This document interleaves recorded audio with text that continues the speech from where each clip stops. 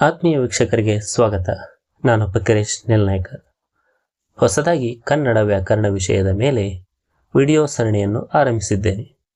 ಉದ್ದೇಶವೇನೆಂದರೆ ಕನ್ನಡ ವ್ಯಾಕರಣವು ಪ್ರಾಥಮಿಕ ಪ್ರೌಢಶಾಲಾ ವಿದ್ಯಾರ್ಥಿಗಳಿಗೆ ಹಾಗೂ ಸ್ಪರ್ಧಾತ್ಮಕ ಪರೀಕ್ಷಾರ್ಥಿಗಳಿಗೆ ಸರಳವಾಗಿ ಅರ್ಥವಾಗಬೇಕೆನ್ನುವುದು ಈ ವಿಡಿಯೋ ಸರಣಿಯ ಆಶಯ. ಹಾಗಾಗಿ ತಪ್ಪದೆ ವೀಕ್ಷಿಸಿ ಹಾಗೂ ಪ್ರೋತ್ಸಾಹಿಸಿ. ಮಾನವ ತನ್ನ ಭಾವನೆಗಳನ್ನು ಧ್ವನಿ ಸಂಕೇತಗಳ ಮೂಲಕ ವ್ಯಕ್ತಪಡಿಸುತ್ತಾನೆ. ಈ ಧ್ವನಿ ಸಂಕೇತಗಳನ್ನು ಭಾಷೆ ಎನ್ನುವರು. ಅಂದರೆ ಮನುಷ್ಯನ ಮನಸ್ಸಿನಲ್ಲಿ ಉಂಟಾಗುವ ಭಾವನೆಗಳಿರಬಹುದು, ಆಲೋಚನೆಗಳಿರಬಹುದು, ಅಭಿಪ್ರಾಯಗಳಿರಬಹುದು ಅಥವಾ ಅನಿಸಿಕೆಗಳಿರಬಹುದು. ಅವುಗಳನ್ನು ವ್ಯಕ್ತಪಡಿಸಬೇಕಾದರೆ ಬಾಯಿಯ ಧ್ವನ್ಯಂಗಗಳ ಮೂಲಕ ಕೆಲವು ಧ್ವನಿ ಸಂಕೇತಗಳನ್ನು ಹೊರಡಿಸುತ್ತಾನೆ. ಈ ಧ್ವನಿ ಸಂಕೇತಗಳನ್ನು ಭಾಷೆ ಅಂತ ಕರೆಯುತ್ತಾರೆ. ಭಾಷೆಯನ್ನು ಮೌಖಿಕ ಮತ್ತು ಲಿಖಿತ ರೂಪದಲ್ಲಿ ವ್ಯಕ್ತಪಡಿಸುತ್ತಾನೆ. ಮೌಖಿಕ ಅಂದರೆ ಆಡು ಭಾಷೆ, ಪ್ರತಿದಿನ ಮಾತನಾಡುವಂಥ ಭಾಷೆಯಾಗಿರುತ್ತೆ. ಹಾಗೂ ಲಿಖಿತ ಅಂದರೆ ಬರವಣಿಗೆ ರೂಪದಲ್ಲಿ ಇರುವಂತಹದು. ಹೀಗೆ ಭಾಷೆಯನ್ನು ಪ್ರತಿಯೊಬ್ಬ ವ್ಯಕ್ತಿಯು ಮೌಖಿಕ ಮತ್ತು ಲಿಖಿತ ಎರಡೂ ರೂಪದಲ್ಲಿ ವ್ಯಕ್ತಪಡಿಸುತ್ತಾನೆ. ಹಾಗೆ ವ್ಯಾಕರಣಶಾಸ್ತ್ರ ಎಂದರೆ ನಿಯಮಗಳಿಗೆ ಅನುಗುಣವಾಗಿ ಭಾಷೆಯನ್ನು ಬಳಕೆ ಮಾಡುವುದಕ್ಕೆ ವ್ಯಾಕರಣಶಾಸ್ತ್ರ ಎನ್ನುವರು. ಅಂದರೆ ಪ್ರತಿಯೊಂದು ಭಾಷೆಯಲ್ಲಿನ ಅಕ್ಷರ ಇರಬಹುದು ಹಾಗೂ ಪದಗಳಿರಬಹುದು.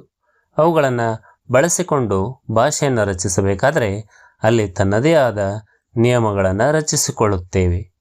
ಆ ನಿಯಮಗಳನ್ನೇ ನಾವು ವ್ಯಾಕರಣಶಾಸ್ತ್ರ ಎಂದು ಕರೆಯುತ್ತೇವೆ. ಹೀಗೆ ಕನ್ನಡ ಭಾಷೆಯು ಸಹಿತ ತನ್ನದೇ ಆದ ವ್ಯಾಕರಣ ನಿಯಮಗಳನ್ನು ರಚಿಸಿಕೊಂಡಿದೆ. ಅವುಗಳ ಬಗ್ಗೆ ತಿಳಿದುಕೊಳ್ಳುವ ಒಂದು ಸಣ್ಣ ಪ್ರಯತ್ನ. ಕನ್ನಡ ವರ್ಣಮಾಲೆ.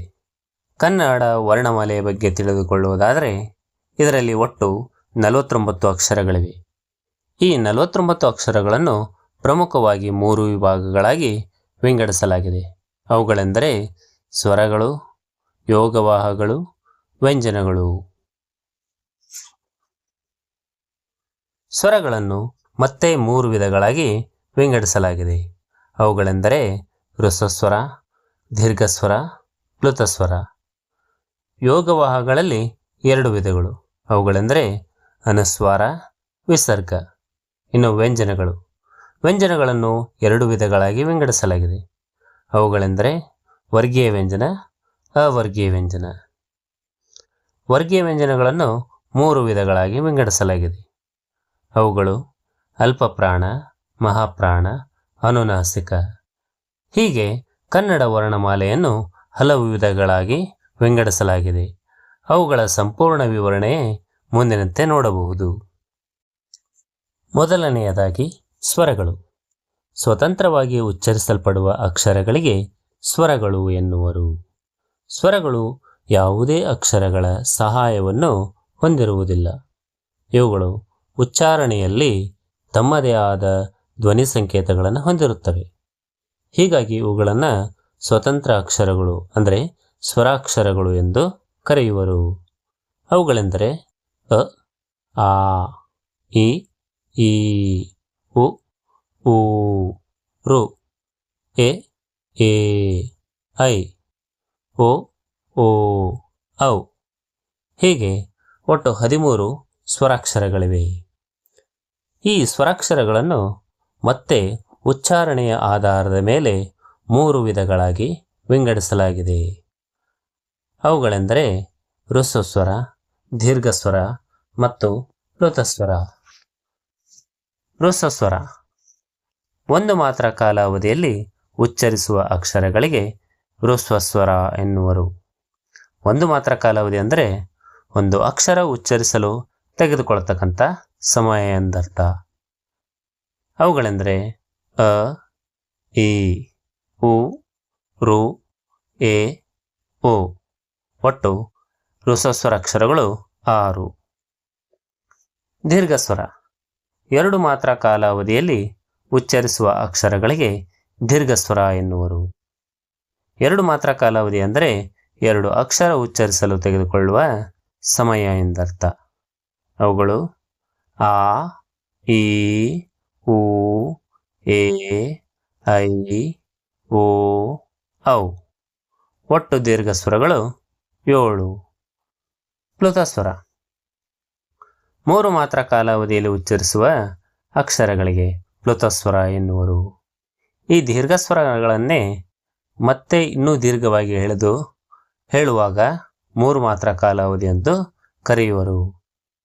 ಉದಾಹರಣೆಗೆ ಅಮ್ಮ, ಅಪ್ಪ, ದೇವರೇ ಹೀಗೆ ಹೇಳುವಾಗ ಆ ಪದಗಳ ಕೊನೆಯಲ್ಲಿ ಎಸ್ ಅಕ್ಷರವನ್ನು ಬಳಸುತ್ತೇವೆ. ಈ ಎಸ್ ಅಕ್ಷರವು ಪ್ಲುತಸ್ವರದ ಸಂಕೇತವಾಗಿರುತ್ತದೆ. ಎರಡನೆಯದಾಗಿ ಯೋಗವಾಹಗಳು. ಯೋಗ ಎಂದರೆ ಕೂಡು, ವಾಹ ಎಂದರೆ ಸೇರುವುದು ಅಥವಾ ಹೋಗು ಎಂದರ್ಥ ಕೊಡುತ್ತದೆ.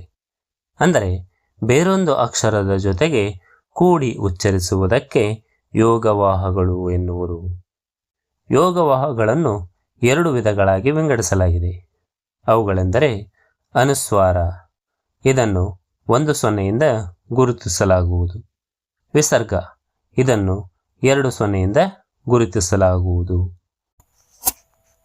ಅಪೂರ್ಣ ವ್ಯಂಜನಗಳಿಗೆ ಹೇಗೆ ವರ್ಣಮಾಲೆಯ ಮೊದಲ ಸ್ವರ ಅ ಸೇರಿಸಿ ಪೂರ್ಣ ವ್ಯಂಜನಗಳಾಗಿ ಬಳಸುತ್ತೇವೆಯೋ ಹಾಗೆಯೇ ಅನುಸ್ವಾರ ಮತ್ತು ವಿಸರ್ಗಗಳನ್ನು ಉಚ್ಚರಿಸಲು ಅ ಸ್ವರವನ್ನು ಸೇರಿಸಿ ಅಂ ಮತ್ತು ಅಹ ಎಂದು ಉಚ್ಚರಿಸುತ್ತೇವೆ. ಮೂರನೆಯದಾಗಿ ವ್ಯಂಜನಗಳು. ಸ್ವರಗಳ ಸಹಾಯದಿಂದ ಉಚ್ಚರಿಸುವ ಅಕ್ಷರಗಳನ್ನು ವ್ಯಂಜನಗಳು ಎನ್ನುವರು. ವ್ಯಂಜನಾಕ್ಷರಗಳು ಅಪೂರ್ಣಾಕ್ಷರಗಳಾಗಿದ್ದು ಅವುಗಳಿಗೆ ಸ್ವರಗಳನ್ನು ಸೇರಿಸಿದಾಗ ಪೂರ್ಣ ಉಚ್ಚಾರಣೆಯನ್ನು ಹೊಂದುತ್ತವೆ. ಉದಾಹರಣೆಗೆ ಕ ಅಪೂರ್ಣಾಕ್ಷರವಾಗಿದ್ದು ಅದಕ್ಕೆ ಅ ಸೇರಿದಾಗ ಕ ಪೂರ್ಣ ವ್ಯಂಜನಾಕ್ಷರವಾಗುತ್ತದೆ. ಹೀಗೆ ಪ ಅಧಿಕ್ ಅ ಪ, ಟ ಅಧಿಕ್ ಅ ಟ, ತ ಅಧಿಕ್ ಅ ತ. ಹೀಗೆ ಕದಿಂದ ಳವರೆಗೆ ಒಟ್ಟು 34 ವ್ಯಂಜನಾಕ್ಷರಗಳಿವೆ. ಮತ್ತೆ ಈ ವ್ಯಂಜನಗಳನ್ನು 2 ವಿಧಗಳಾಗಿ ವಿಂಗಡಿಸಲಾಗಿದೆ. ಅವುಗಳೆಂದರೆ ವರ್ಗೀಯ ವ್ಯಂಜನ, ಅವರ್ಗೀಯ ವ್ಯಂಜನ. ವರ್ಗೀಯ ವ್ಯಂಜನ ವರ್ಗಿಸಲು ಬರುವಂತಹ ಅಕ್ಷರಗಳ ಗುಂಪಿಗೆ ವರ್ಗೀಯ ವ್ಯಂಜನ ಎನ್ನುವರು.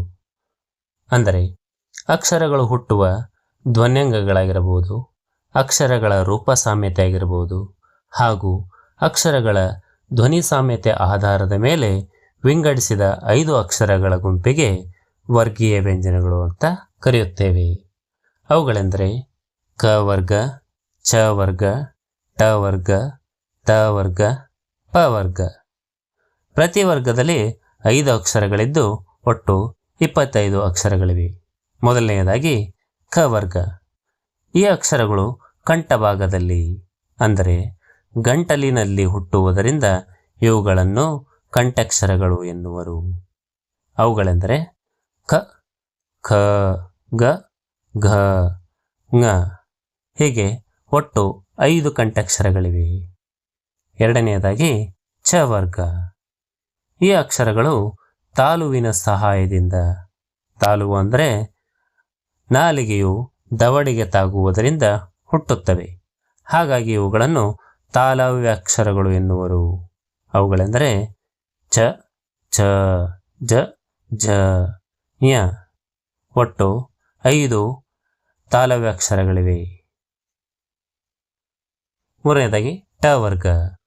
ಈ ಅಕ್ಷರಗಳು ಮೂರ್ಧನ್ಯ ಭಾಗದಲ್ಲಿ ಅಂದರೆ ನಾಲಿಗೆಯನ್ನು ಹಿಂದೆ ಚಾಚಿ ಬಾಯಿಯ ಮೇಲ್ಭಾಗದಲ್ಲಿ ಸ್ಪರ್ಶಿಸಿದಾಗ ಉಚ್ಚಾರಗೊಳ್ಳುವುದರಿಂದ ಇವುಗಳನ್ನು ಮೂರ್ಧನ್ಯಾಕ್ಷರಗಳು ಎನ್ನುವರು. ಅವುಗಳೆಂದರೆ ಟ, ಟ, ಡ, ಡ, ಣ. ಒಟ್ಟು 5 ಮೂರ್ಧನ್ಯಾಕ್ಷರಗಳಿವೆ. ಟ ವರ್ಗ. ಈ ಅಕ್ಷರಗಳು ಹಲ್ಲುಗಳ ಸಹಾಯದಿಂದ ಅಂದರೆ ನಾಲಿಗೆಯು ಹಲ್ಲುಗಳಿಗೆ ತಾಗುವುದರಿಂದ ಹುಟ್ಟುತ್ತವೆ. ಹಾಗಾಗಿ ಇವುಗಳನ್ನು ದಂತ್ಯಕ್ಷರಗಳು ಎನ್ನುವರು. ಅವುಗಳೆಂದರೆ ತ, ಥ, ದ, ಧ, ನ. ಒಟ್ಟು 5 ದಂತ್ಯಕ್ಷರಗಳಿವೆ.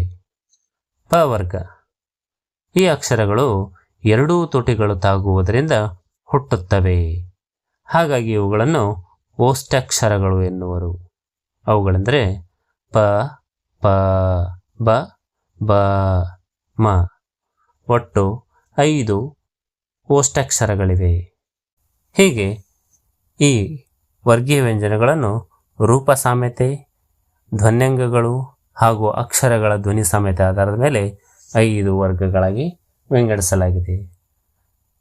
ಅಲ್ಲದೆ ಈ ವರ್ಗೀಯ ವ್ಯಂಜನಗಳನ್ನು ಪ್ರಮುಖವಾಗಿ 3 ವಿಧಗಳಾಗಿ ವಿಂಗಡಿಸಲಾಗುತ್ತದೆ. ಅವುಗಳೆಂದರೆ ಅಲ್ಪಪ್ರಾಣ, ಮಹಾಪ್ರಾಣ, ಅನುನಾಸಿಕ. ಮೊದಲನೆಯದಾಗಿ ಅಲ್ಪಪ್ರಾಣ. ಅಲ್ಪ ಎಂದರೆ ಕಡಿಮೆ, ಪ್ರಾಣ ಎಂದರೆ ಉಸಿರು ಎಂದರ್ಥ. ಅಂದರೆ ಕಡಿಮೆ ಉಸಿರಿನಿಂದ ಉಚ್ಚರಿಸುವ ವ್ಯಂಜನಾಕ್ಷರಗಳಿಗೆ ಅಲ್ಪಪ್ರಾಣ ಎನ್ನುವರು. ಇವುಗಳನ್ನು ಉಚ್ಚರಿಸಬೇಕಾದರೆ ಕಡಿಮೆ ಉಸಿರನ್ನು ಬಳಸ್ತೀವಿ. ಹಾಗಾಗಿ ಇವುಗಳನ್ನು ಅಲ್ಪಪ್ರಾಣಾಕ್ಷರಗಳು ಅಂತ ಕರೀತಾರೆ.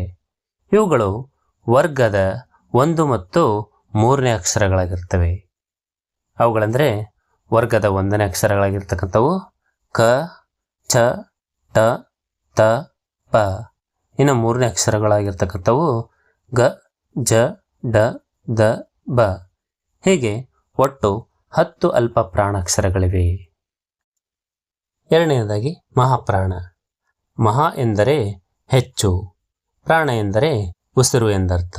ಅಂದರೆ ಹೆಚ್ಚು ಉಸಿರಿನಿಂದ ಉಚ್ಚರಿಸುವ ವ್ಯಂಜನಾಕ್ಷರಗಳಿಗೆ ಮಹಾಪ್ರಾಣ ಎನ್ನುವರು.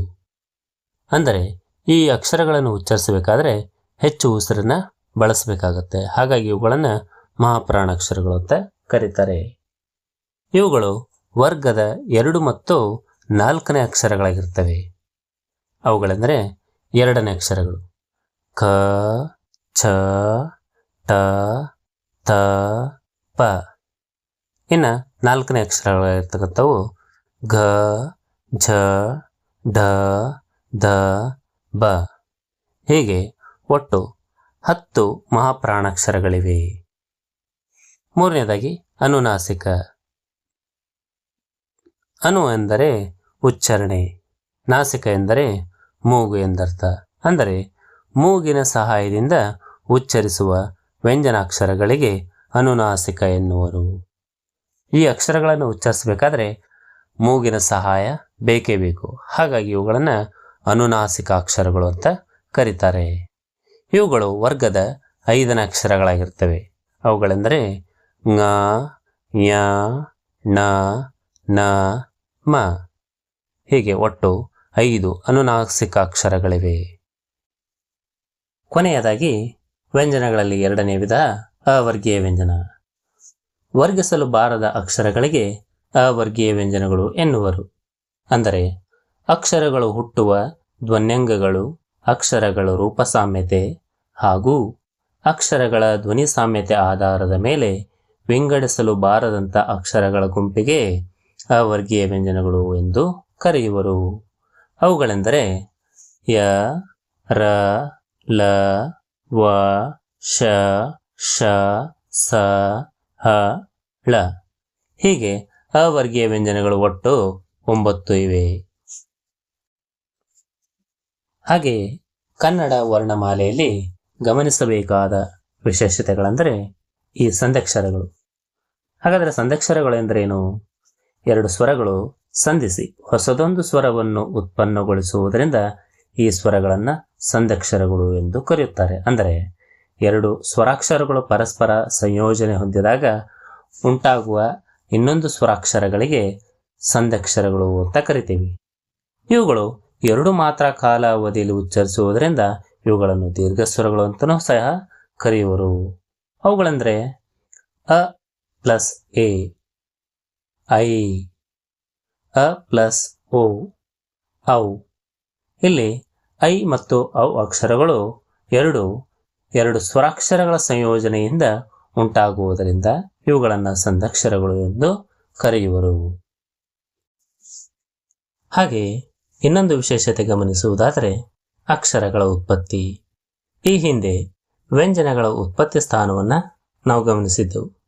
ಆದರೆ ಸ್ವರಗಳು, ಯೋಗವಾಗಳು ಹಾಗೂ ವ್ಯಂಜನಗಳ ಉತ್ಪತ್ತಿ ಸ್ಥಾನವನ್ನು ನೋಡುವುದಾದರೆ ಅಕ್ಷರಗಳು ನಾಭಿಯಿಂದ ಹೊರಟು ಕಂಠ, ದವಡೆ, ಮೂರ್ಧನ್ಯ, ನಾಸಿಕ, ದಂತ ಮತ್ತು ಓಷ್ಠಗಳ ಮೂಲಕ ಉಚ್ಚರಿಸಲ್ಪಡುತ್ತವೆ. ಹಾಗಾದರೆ ಯಾವ ಅಕ್ಷರಗಳು ಯಾವ ಸ್ಥಾನಗಳಿಂದ ಉಚ್ಚರಿಸಲ್ಪಡುತ್ತವೆ ಅನ್ನೋದನ್ನ ಈ ಕೆಳಗಿನಂತೆ ನೋಡಬಹುದು. ಕಂಠ ಅಂದರೆ ಗಂಟಲಿನಿಂದ ಉಚ್ಚರಿಸಲ್ಪಡುವ ಅಕ್ಷರಗಳು ಅ, ಆ, ಕ, ಖ, ಗ, ಗ, ङ, ಹ ಮತ್ತು ವಿಸರ್ಗ. ತಾಲವ್ಯ ಅಂದರೆ ದವಡೆಯಿಂದ ಉಚ್ಚರಿಸಲ್ಪಡುವ ಅಕ್ಷರಗಳು ಇ, ಈ, ಚ, ಛ, ಜ, ಝ, ಞ, ಶ. ಮೂರ್ಧನ್ಯ ನಾಲಿಗೆಯ ಮೇಲ್ಭಾಗದಿಂದ ಉಚ್ಚರಿಸಲ್ಪಡುವ ಅಕ್ಷರಗಳು ರು, ಟ, ಟ, ಡ, ಡ, ಣ, ರ, ಶ. ದಂತ್ಯ ಹಲ್ಲಿನಿಂದ ಉಚ್ಚರಿಸಲ್ಪಡುವ ಅಕ್ಷರಗಳು ತ, ತ, ದ, ಧ, ನ, ಲ, ಸ. ಓಷ್ಠ್ಯ ಅಂದರೆ ತುಟಿಯ ಸಹಾಯದಿಂದ ಉಚ್ಚರಿಸಲ್ಪಡುವ ಅಕ್ಷರಗಳು ಉ, ಉ, ಪ, ಪ, ಬ, ಬ, ಮ.